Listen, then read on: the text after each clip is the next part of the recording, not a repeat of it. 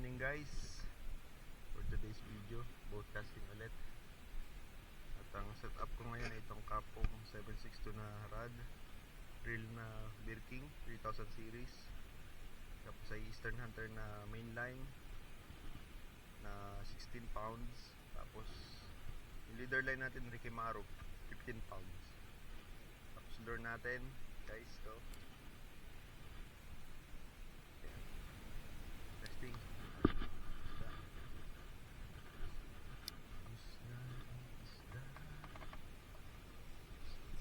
Yun guys, oh, on.